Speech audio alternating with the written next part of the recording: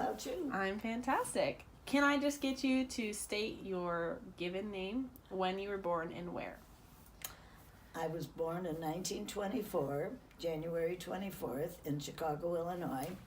I was actually christened and registered as Florence Mary Giloni, and my mother decided to change it to Mary Florence and never told me. Oh. So I was Mary Florence, and I didn't like the Florence, and I dropped it. So when I went to get a visa or passport, they said, we think you better change your name legally to Mary Florence for Social Security reasons and all. Right.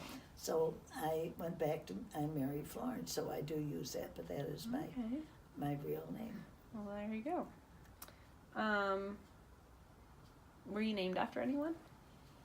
Yes, the Florence is for Florence, Italy. Wow. Is that where your family is from? Well, my dad was born in near Florence. He was born further north in Tuscany. My mother was born in Batavia, Illinois.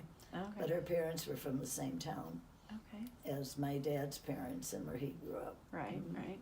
Did you have a nickname when you were growing up? Yes. I was very small, and there was a comic strip called The Teeny Weenies, so they named me Teeny.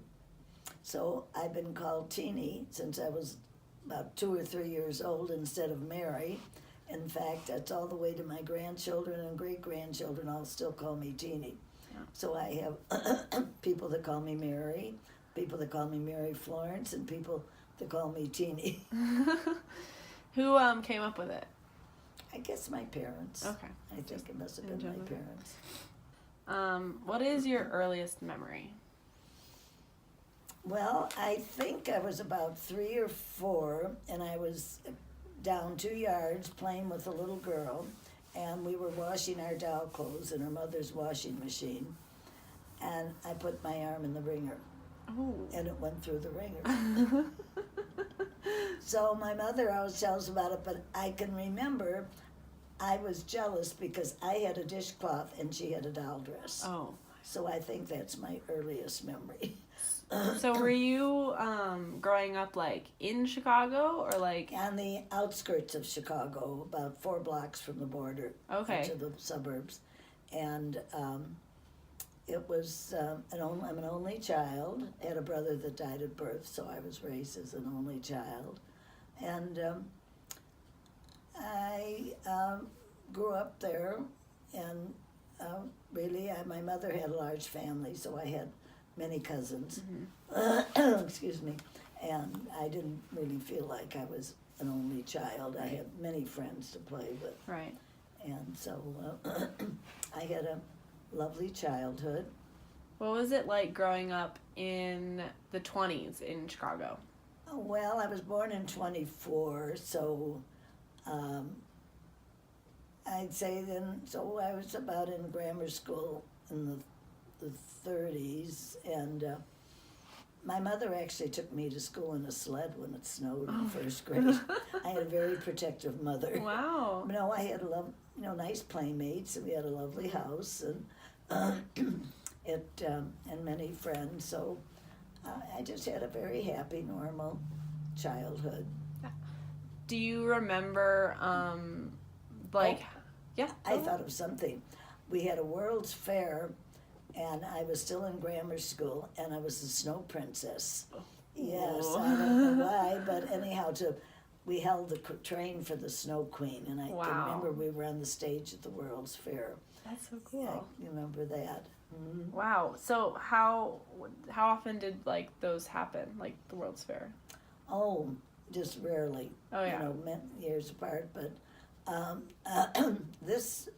during the Depression, my parents had bought a 2-flat, 1924, a brand new one when I was born, and then during the Depression, they owed more money than they could sell the house for. Mm-hmm. So many people gave up their houses, just walked away. But we moved, it was a 2-flat, we moved outside of our flat, moved in with my aunt and uncle, and they had 3 children. And they rented both flats, and they were able to save the house. And now that I had fun because I had 3 cousins to play with all the time.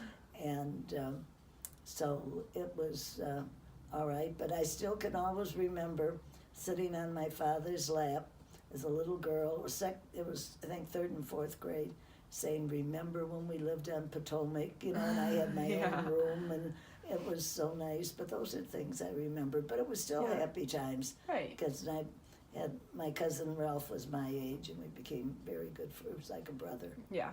So is that like the major thing that you experienced like during the Depression, or is there Yes. anything Otherwise, else? I did not really feel any effect of it. I mean, we always, my father worked, my mother went back to work. And, Right. and So she, neither of them lost their jobs. well, my dad lost his job, but he got another one. Okay. So until my mother went back, and she was a milliner.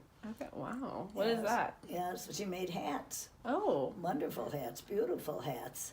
Later on, she had a hat shop. Wow. Actually, she had it in our house, but where she made these gorgeous hats. Some of them were like $100 a piece. Wow.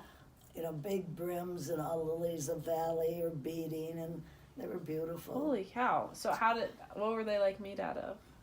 Very good straws, very good beaver felts. Okay. And she used to have style shows up at church.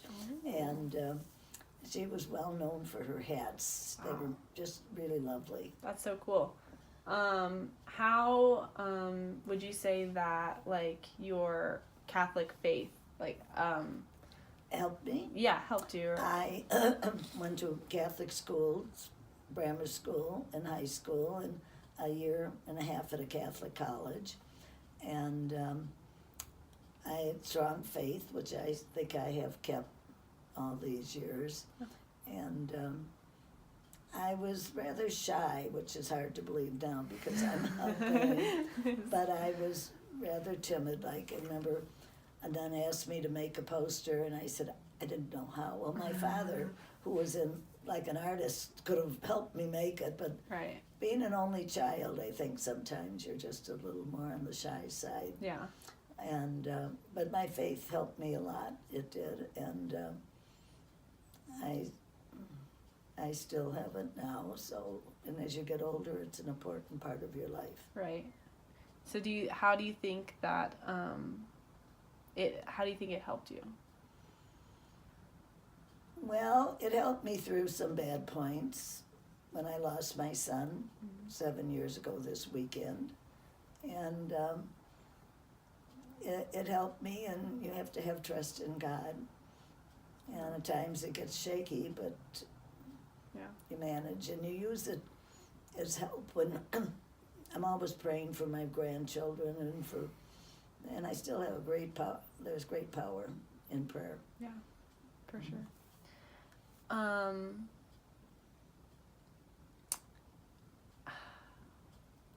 How do you think being in Chicago, like? Oh, it was a fun place. We really didn't go downtown too much, except my mother always took us to Marshall Fields for Christmas, and we had to sit under this tremendous tree that went up through up 3 and 4 stories, and then there were many good things that we did. We'd occasionally go down to the beach, not too much. We weren't near the lake, so just a few times a year, but we had a lot of wonderful museums. Yeah. Downtown in Chicago, and we had Riverview, which is like Elect Gardens here. And, but mainly we played in the alley, clean alley. We played baseball, and I was always crying because my father would holler at them for playing baseball there, so they didn't break our windows. I won't have any friends. And one thing that we were talking about too, when we were in grammar school, there was the polio epidemic that we did have, and it was before the polio shots. And no, this was actually when it went on from that time, because the swimming pools were closed and the movie theaters were closed. And I could remember the day that they announced on the radio the Salk vaccine had been accepted. And my daughter, Mary Beth, was 6 at the time, so she got one of the first shots. Oh, wow. Yes. But No, we had fun. We could stay out till the street lights came on, and it was a nice, pretty neighborhood with trees and Yeah. nice houses, and Mm. everybody was safe. You didn't have to worry about anybody running to the store by themselves. Yeah. No, it was a very happy childhood. That sounds great. And we used a lot of public transportation. We didn't have a car Right. because my parents could use it to get downtown. Mm-hmm. And I did it to go to high school because I went to a Catholic high school that was the distance. And so I thought it was lovely. It sounds great. That sounds amazing. We weren't rich, but we always had enough. Right. Yeah. That's. And I had parents that tried to give me everything, so. Yeah. How was that? Like, do you think, how would you describe your life as an only child?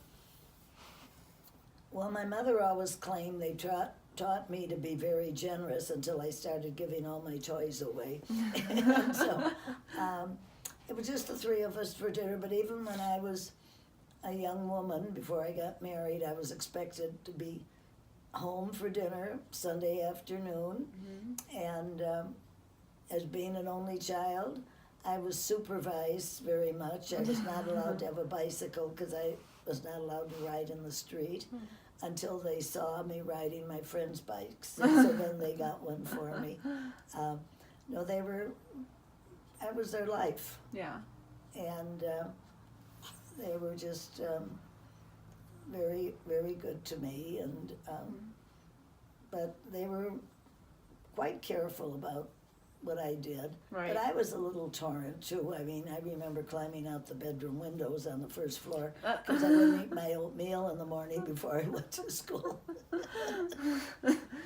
And then my cousins, we used to get together a lot and do picnics in the summer, and they weren't very far away, and my mother and aunt were very close, so there was always a good group. And because my mother worked, sometimes I'd go and stay with my grandmother and two maiden aunts in the summer, and had fun doing that. That's awesome.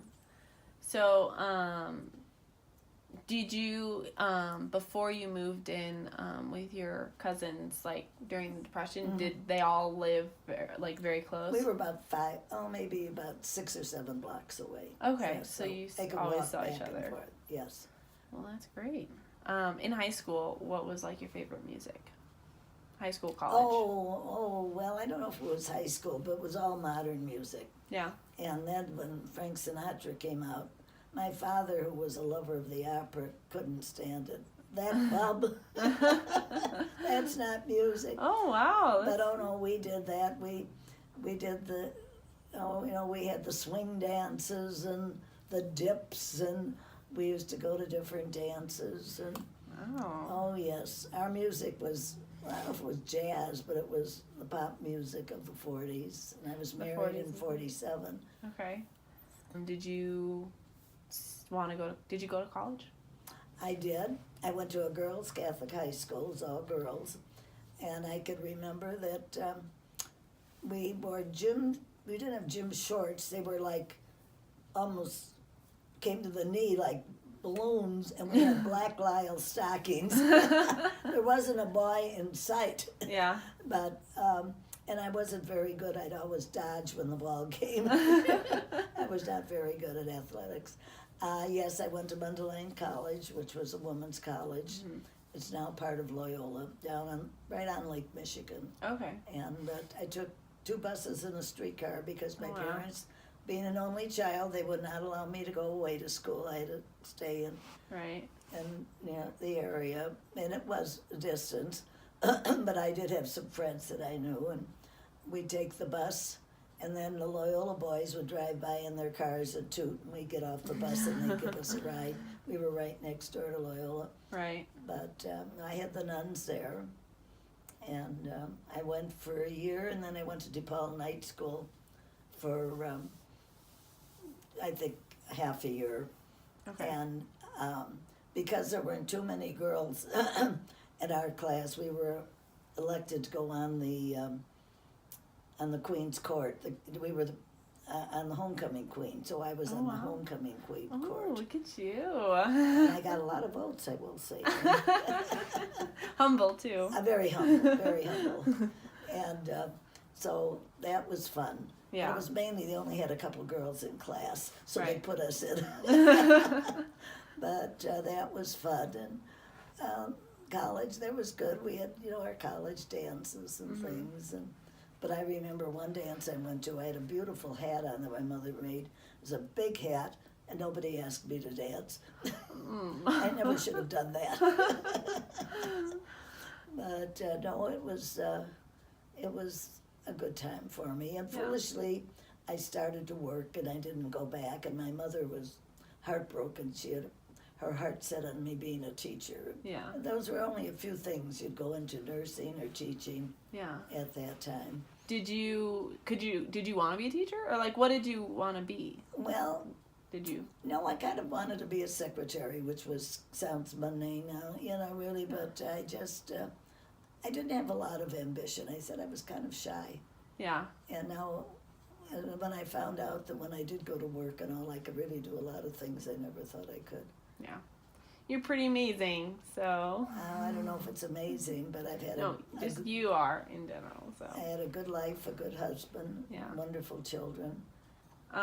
Do you remember when Pearl Harbor was attacked? I can remember the very minute. I was on the phone, naturally, being a teenager, heard me talking to one of my friends, and it was a phone that you held, and you held the receiver here. Oh, wow. And I can remember they had the radio on, and my parents came out and said, we've been attacked by the Japanese in Pearl Harbor. And now I'm trying to think, that was 41. I think so. I think it was. And I was a senior in high school at the time. But that was it. Then we used to go down to the midshipman dances. We'd go downtown, and we had a group that was a sorority, and we used to go to the hospitals and have dances and all. And so it was. And one thing that I can remember, I was working during the summer when I was in college. And it was actually a war plant had been changed over, and I was in the personnel department. So because some women worked in the plant, they had a women's locker room, and we used to eat our lunches in there. And being a manufacturing plant, they were right on a railroad tie, and the troop trains used to come by, and we'd have the windows open. We could put our arms out and shake hands, because it would go by very slowly, and shake hands with all the boys going off. Yes, it was nice, but it was sad. Yeah. And I worked there in the personnel department. Okay. So, but I could always remember that. How long did you work there? I think I worked there about 2 years, and I met a lot of friends and a lot of girlfriends, and I didn't go back to school. So that was when you were working there. Yes, and that's where and it would have. I think the fact that I didn't go away to school, I didn't have the experience of going away, that it wasn't as much fun. Yeah. Coming home on the bus with wet hair from swimming in Chicago winter wasn't a lot of fun. Yeah, seems. But I didn't go back. I thought of it, but I did. I had 4 children, and I didn't go back to school. How did the war affect your whole life? Well, I didn't have any brothers in the service, but I had my cousins in it, and we were affected very mildly. Like gasoline was rationed. You didn't have nylons. You didn't have shoes. You got tickets for shoes. You did for meat. And you ate a lot of chicken, because there weren't any coupons for chicken. But I remember when I was in college, we used to put leg makeup on and paint a seam up the back. We had to wear hose. We had to wear hose. outside of freshmen wearing a beanie cap, but we had to have stockings on, and of course the stockings were horrible, Yeah. They were nylon, no, they were rayon, because they used the nylon for parachutes. You'd wash it, and it would take like 48 hours for them to dry. And so there were coupons, as they say, for food and shoes and gasoline, but it Right. was nothing compared. And you never saw a healthy young man on the street. Yeah. And no one wanted to be 4F. They all wanted to be in the service. Yeah. So, but you never saw anyone. And if you did, they were usually had an exemption for something. Right. But it was, but as I say, that's mild compared to what the servicemen Right. went through. So, Did you ever see any like propaganda, like war propaganda? well, I suppose some of the movies maybe were more, but I remember we used to all buy saving stamps. You could buy them for so much, have a book, and you'd get a 25. Paid $19.95, and you had got a $25 war bond. Okay. And so we did that. We all bought war bonds. Nice. And So in school, did you like participate in any extracurricular activities? not too many, because I had transportation back and forth. As I said, I wasn't on any particular debating teams or anything like that. But I did participate in the dances. As queen.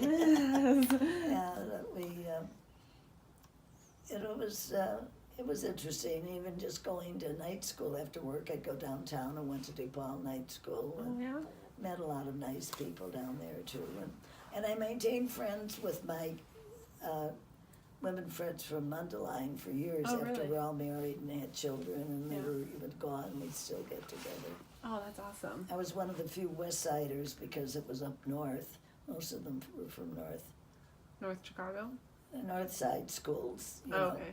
and most of them went to different Catholic high schools up there. Mm. But so up until I think till we moved to Denver, I was still in touch with some people. That's awesome.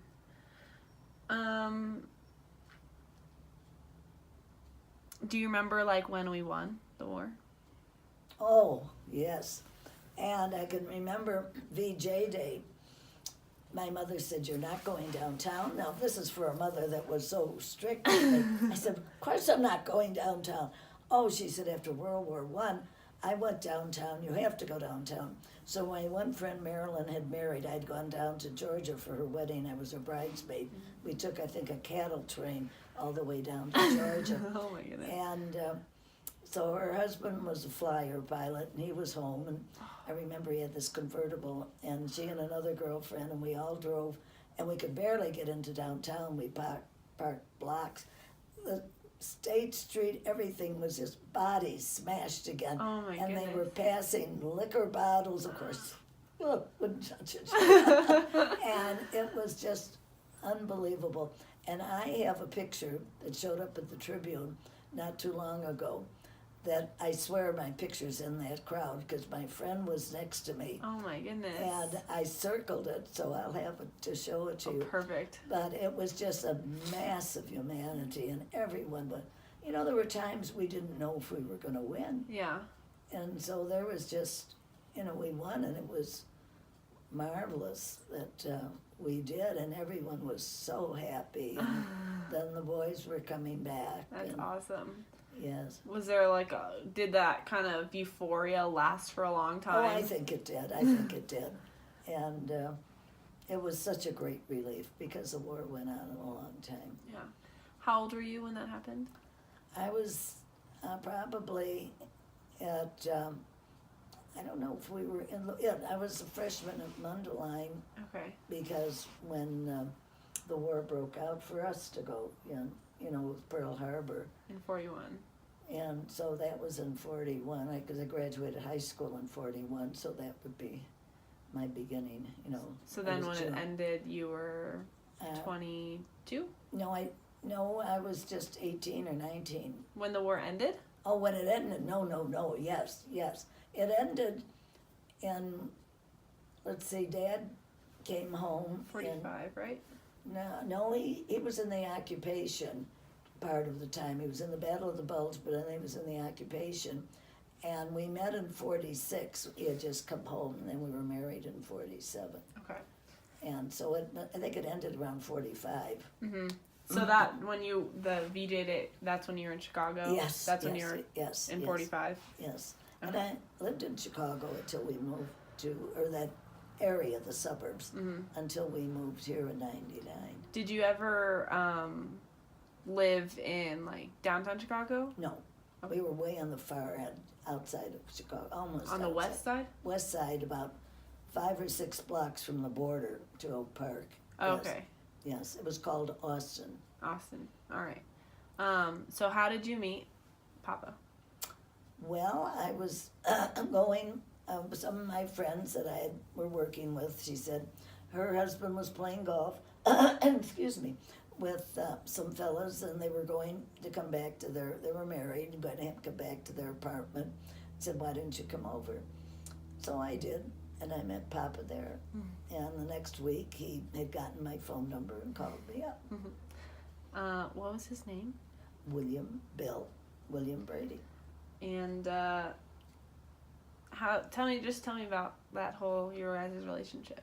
Well, we had a wonderful relationship. It was just a year and we got married, and we had a lot of time, a lot of fun. We went out all the time, and he'd call me up at work and say, oh, want to go out to dinner tonight? And once he got somebody that had been married for years, and she said, I'd love to, but I'm not married. And she said, oh, it's a long time since my husband called up, said you want to go out to dinner. But we did. We went out, and there was a place that we used to go for sort of dinner, but dancing, the Greener Hotel on the west side there. And it was a fun time. Yeah. Did he also live in Chicago? He lived in Oak Park, which was the first suburb next to Chicago. Okay. And he had gone to Notre Dame. And you said he was in the war. Yes, he was in the Battle of the Bulge, and I think I did find his division and something too, because I wish I'd paid more attention, but I think I found some pictures Okay. of that. What was it like, how old were you when you first had kids? 24. I was married when I was 23, and I had my first child at 24. So what was it like being a young and growing family? I loved having my children, and I just enjoyed being a mother and a wife. And I had 4 children. I just enjoyed having those little babies around. And I'd always get lonesome for one, and I'd have another one. But it was very nice. We bought our first house. We lived in my parents' 2-flat, which I swore we would never do, but you couldn't get an apartment after the war. And then we bought our first house, which was a new house and was small, but we thought it was fabulous. Lived on a wonderful block. There were 100 children on the block. There were 40 houses, so it was a good place to grow up. Yeah.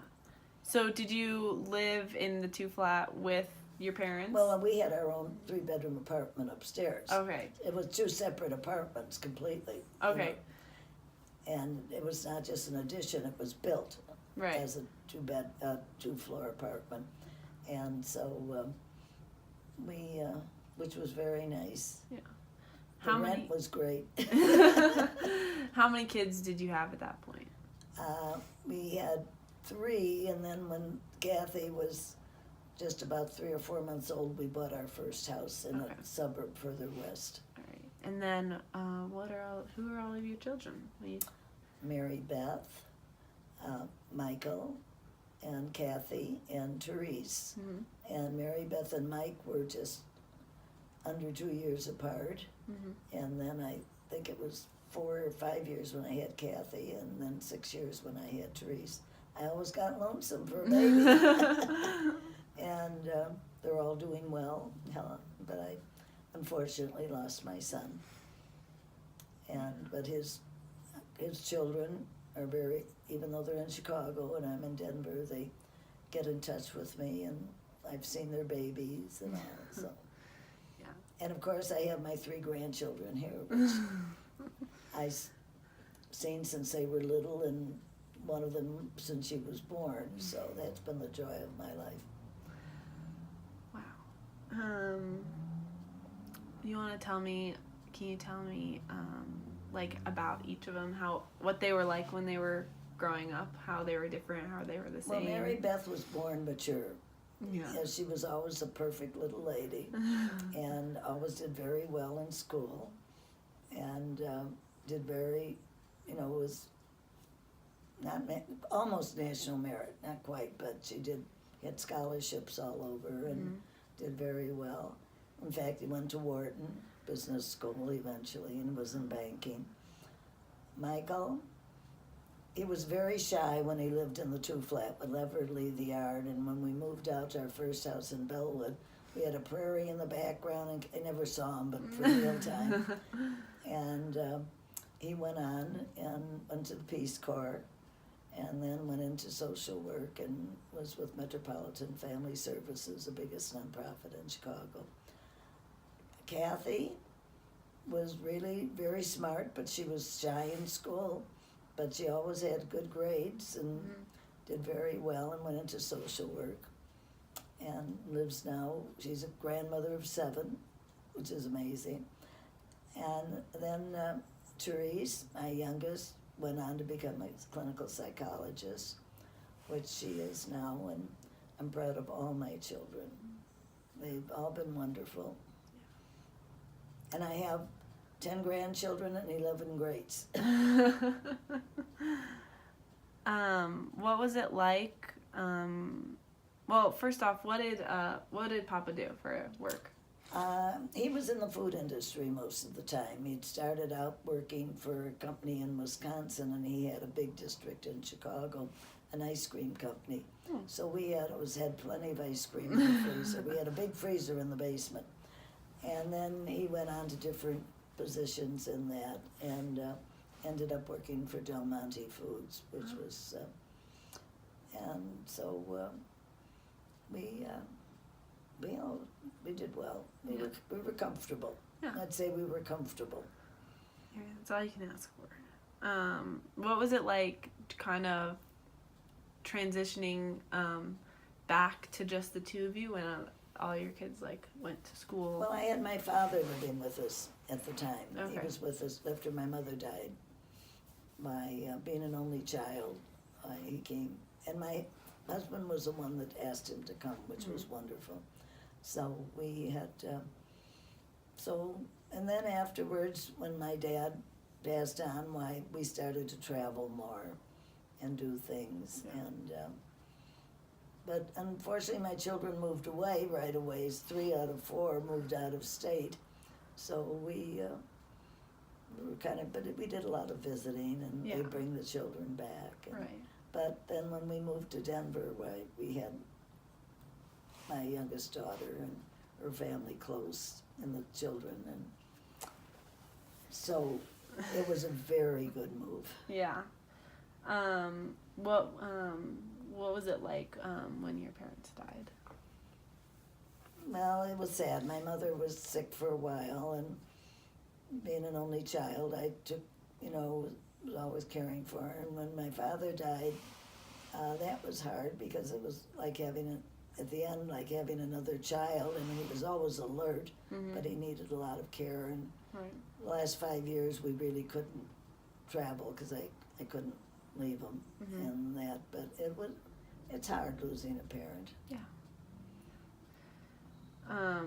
So how would you say your relationship with Papa, did it change? Because before, right when you were married, you kind of had kids right away, and so was it very different after then you guys got to spend more time together? Era, you had your children right away, most of us did. Yeah. So you really didn't have time alone together too much. you became parents, Yeah. and he was a wonderful dad. We really, enjoyed the children, but Yeah. I think nowadays it's nice if they always have a few years to themselves Yeah. first. So did you feel like you guys like reconnected when you guys got to spend more alone time together, or how would you say your I think so, relationship? because we traveled. Yeah. We had a good time. Where'd you guys go? Well, we went to Europe 3 times, 4 I think, and then we used to go down to Florida for a month in the winter time, and which was always very nice. We'd go down to Sarasota, get away from the Chicago winters. But we went to Italy and to France and to England and to Ireland, and Wow. so we did see. Fortunately we did have some nice trips. Yeah. As far as that went, so. Did you, because like you said before, your parents or grandparents are from Italy, so did you get to go see like kind of where your family was from? Yes, I went to see the house where my dad was born, and there were teenagers in there. I could hear stereos being played, and it's beautiful up there. And I stayed with some cousins that had a lovely place there, and they originally were from Switzerland, but they were Italian, and they had a house there too. So I spent 3 weeks in Italy, and at the time my husband didn't want to go, and he was very sorry, so then we took another trip to Rome, and we did take a trip to Italy, which was lovely. What was it like kind of growing up with your dad being an immigrant? Well, he was an American, very proud of being an American. Mm-hmm. He was always, first thing, he was an American. He'd gotten his naturalization papers right away and all. And we were living in an Irish neighborhood. There weren't too many Italians in there. And, Right. but I just, got my friends were my friends and everything that I didn't think anything of it really as far. And he had an Italian accent because they spoke Italian at work because he was in statuary and sculpturing and window display work, and so because of that he had an accent, which I thought was cute. And so did the neighbors, like he called venture wenture. And do you think I'm an invalid? So everybody instead of invalid would say, do you think I'm an invalid? But he loved his art and his music. He knew his opera. He knew. Here a few notes, he told me what opera, what symphony, and he read a lot. He was very cultured. Yeah. I was very proud of him. He'd walk down the street with me, and he'd walk along the curb, as a gentleman does, so you don't, and he'd tip his hat to all my friends, and I was very proud of him. Did you ever learn Italian? No, they didn't want me to speak Italian. They didn't want me to have an accent, and we were in an Irish neighborhood. But I did understand it. Yeah. So when I went to Italy, I went to night school to take it so I could converse a little with my cousins who only spoke Italian and German, because he was from the German section in Switzerland, though he was Italian. So and when we left, there was a little boy next door. He said, "Where's that nice lady that spoke the funny Italian?" Did you could you see like did you eat a lot of Italian? Could you see the Italian part of him a lot? Is that his personality? Yeah, or just like stuff like like you said he liked music he liked, art he liked. Oh yes, he loved art. He loved all the wonderful art. He had art books, and he had. I know one of his favorite books that we gave him was Toscanini, another one on Verdi. And I think I passed it on to one of the children, and they were just worn out from his reading them. Oh my goodness, that's awesome. So, how long after my mom Therese left, did you stay in Chicago? We stayed in Chicago, and we moved to Denver in 1999. Your mom and dad had been after us to move here. So finally I thought we should be near a daughter. And it was a very good choice. Yeah. Very good choice. Where did you guys move to? we moved to Highlands Ranch, and we were about 20 or 30 minutes away from my daughter. And when they had their last child, which was you, we babysat 3 days a week, and we loved it. It was amazing. If you had any advice for somebody my age, what would it be? Well, follow your dreams, do what you want to do. And as I see you, you have ambition, you're very studious, but you have a good time. And enjoy your life, but know what your boundaries are, and I have no worries about any of you. Oh, well, when was your first grandchild born? Oh, Betsy is now 41, so I think it was 75 or 76, I think. So what was it like kind of becoming a grandmother? Oh, I made a yarn store stay open so I could buy yarn and knit for her. They said, but we're closing. I said, I'm going to have a grandchild. I went, took care of her when she was born, stayed 2 weeks actually. Mary Beth asked me to stay 3 weeks. I had to call my husband and call my boss and tell him I wouldn't be back. No, I love being a grandmother. So you said you knit. You knit a lot. I knit a lot. Yeah. When did you start knitting? I think during the war I started knitting a little, and then I would knit for the children, my husband, but just sporadically. Excuse me. And but I'm doing a lot more knitting now because I still like to knit for them, and I have a knitting club here at the retirement home, and right now we're making blankets for Denver General for the babies in need, and made red Christmas hats for them. And I'm always knitting something. always working away.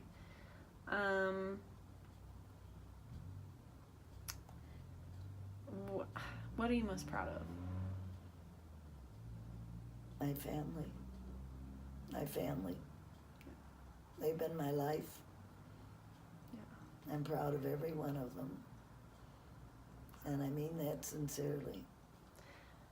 I have no doubt of that. What was it like losing your husband? It was hard, very hard. He had been ill for some time, and but it's hard just being alone, because we did everything. We were always together, we did everything together. So right. It wasn't easy, but it's good having your family around you, and I had a lot of support. Yeah. So kind of would you say that's one of the hardest things you ever had to go through, or like what would you say it was is the even hardest? harder losing my son, because it was unexpected. And losing a child should not happen to anyone, to outlive a child. And he was a wonderful young man. Well, he wasn't young, he was 61, but to me he was young, my son. And that was difficult. What kind of helped you work through it? I had a grief, somebody called a Stevens minister that came in and just talked to me, someone from church, and just listened. And you just had to. And I didn't cry for a long time, and one day I did. I cried, I sobbed, I pounded on the table, and I just had to get it out. Yeah.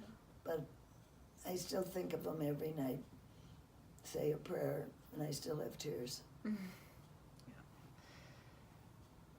How do you think that's kind of changed how you've lived your life? Well, you learn to accept the unexpected, and you never expect to lose a child. And I don't know how it's changed my life, but it was you never get over it. Right. It's something you never get over. With your husband, your partner, one of us is going to go, and he was older and he'd been sick for a while, so you knew you were prepared for it. And but I think my family, we all suffered through the loss of Michael. And of course, and their dad too. Yeah. But Michael was just 3 weeks' time and he was gone, so.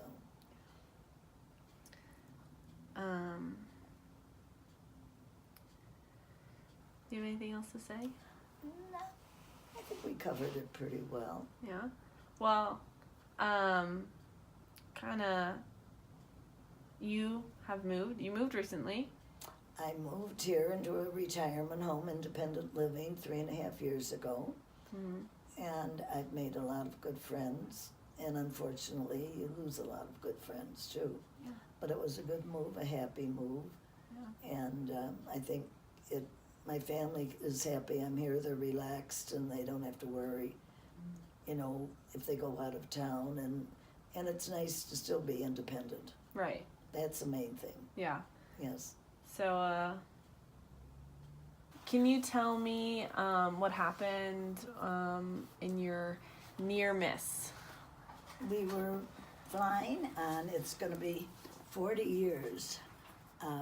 This weekend, we were flying out of O'Hare to Newark to visit Mary Beth, my oldest daughter, your Aunt Mary Beth, and her husband. And we were all on the plane, including my father, who was in his 80s, my husband, my son, and my 2 daughters, and myself. And we were on a DC-10, so we were sitting like all the way across. I think there were 4 in the middle and that. And we were over the lake. We were over, I think, in Michigan, when all of a sudden the plane started going like this, and it took a complete dive down 2,000 feet. And it turned out we almost hit another plane. We didn't know that till the next day. But the controller was watching, and we were 35 or 32,000 feet, and they wanted to get out of the clouds and told us we could climb to 35,000 feet. And there was a TWA going along at 3,500 feet. And so our pilot wanted to break through the clouds to get up, and as he did, he saw this plane right ahead. He immediately dove, and about 2 or 3 seconds later, a new controller came on, and he said, dive. It would have been too late. We would have hit the other plane. And they said that would have been like 380 people, as they call them, souls. That's crazy. So he's just turning 100, the pilot, Guy Eby, and he still drives a red convertible, I believe.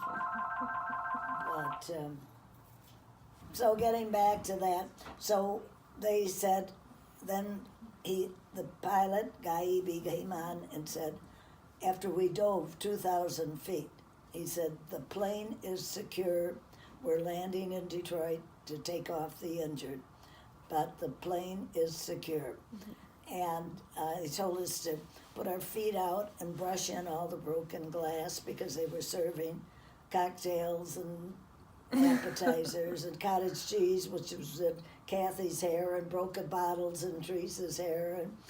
And we landed in Detroit, and my father, who had his seatbelt off, but went up to the luggage thing, but my husband, Bill, went up through the false ceiling of the plane, came down like a man in a Hertz car, and right back, and then the big food cart fell on him, so he was just black and blue forever. And he cut his hand, so we had blood all over him. And one man said to Mike, don't you think we should take the food cart off that man? He said, yes, it's my father. But he said, we're going down anyhow. So when we got to Detroit, my dad went to the men's room and came back and said, some man said we almost hit another plane. I said, that's silly. It was terrible turbulence, you know. Well, it turned out we almost hit another plane. So I don't know what else you want me to say. Were you injured at all? No, I wasn't injured, but we were pretty upset. Yeah. But not knowing that we almost hit another plane, we weren't. And then the pilot, I spoke with him, and he asked Kathy too, and everyone, did I make a mistake? Should I have told anyone what happened? But we said no, because nobody would have gotten on the other plane. Yeah. So then they brought up another DC-10, and everybody had to sit in their own seats. So Bill and I had to go to the hospital because he had blood all over him and all that, and they said, you better go. Mhm. So we were, I think, like the last ambulance in. So when we got back to the hotel, there was no food. We hadn't eaten since lunch. And we had no luggage, so we spent the night. And in the morning, when I called to see if the representative from American was still there, I said, no, he had left. I said, well, we decided we'll stop in Philadelphia and get on into Newark. She said, well, I don't know. She said, you'll have to hurry and stop talking and get to the airport right away. I said, my dear, we were almost killed in a mid-air collision last night. I think you better not talk like that. So we ran out, and I ran in front of one of these airport buses. It was snowing like crazy. Oh my goodness. Stopped. Dad, I'm just dragging behind. He's like, and we get to the airport, and I went up to the ticket counter, and I said, got this, well, where's your ticket? I said, we don't have one. Where's your manifest? I said, we were on the plane that almost hit another plane last night. Well, you can't get on without a manifest. So in a sweet voice, a room full of passengers, I said, my dear, we were almost killed in a mid-air collision last night. I think you'll find a seat for us. Manager came and said, get him out, get him out, get him out of here. So that was just you and Papa together? Yeah, because we had stayed there. In Detroit? We had stayed in Detroit. And yes, everybody else? The rest flew in. And it was, there were quite a few people hurt. So they had a reunion for his 100th birthday, and I think about 15, 20 people, stewardess went. Mm-hmm. Some of them had been hurt because they were walking around. Right. So they just would be flying on, at gravity, they'd be at the ceiling of the plane. But, and there's a book written about it. It's a picture of me, a picture of our family. And then it's going to be on a Bill Curtis decades something, and it'll be on Monday on TV. Okay. And I sent a picture of our whole family that would have been on the plane. And when did you find out that you were in, like, when did you find out officially that you were, like, had almost hit somebody rather than it was just bad turbulence? the next day it all came out in the paper. It was in the paper the next day. And so, yes, it's going to be on, let's see. This is Flight 182. Word has gone around. These are from the Daytona paper. And here, I just had that other one where it was telling us where it was going to be on, what station it was going to be on in Denver. But it's a big deal now, and Bill Curtis was a reporter in Chicago. It's from a Chicago station, and they called me, and they interviewed Kathy a long time. So hers will be on there, and so I don't know what else to say. So you, like, knew the next day, and then you just got right back on a plane? You didn't? Yeah, we had a stop in Philadelphia, and Dad and I weren't together. Then they just had 2 seats they put us in. And then and Ron picked us up. And Dad wanted to go back. From Detroit, Dad wanted to take a train back home. Yeah. He didn't want to get on, and I said, nope, we're going. Wow. And we did. And yeah, so you just got back on the plane. And coming back, it was eerie because there was just so much noise, and we were stacked over O'Hare for about 2 hours or an hour and a half, and I mean, it was this grinding noise, and it was a bit, a bit uncomfortable, put it that way. Definitely. But as I said, Therese, when she went back to school, everybody said, how's your weekend? She just said, fine. It was a very traumatic. Yeah. And more so now than I never realized we were like half a second from all being killed. Yeah. And then I wouldn't have even existed. No, and all. That's why we sent pictures of all the family, put our big picture in the book, and showing. and called me the matriarch of the Brady family. You are the matriarch I'm of the the Brady matriarch, family. Yes. All right. I think that's. I wasn't very good. What? Yeah, it was. You can, I think that's it. I think. well, thank Do you have anything else? No, and thank you. Of course. Thank you for picking me to interview. Thank you for being somebody that I aspire to be, and I'm in awe of you every day. Thank you. Thank you. We are kindred souls. Yes. Like Anne of Green Gables. Oh, Is it on? yeah. Okay. Okay. I love you. I love you. I love you. That was wonderful. Oh, I'm glad.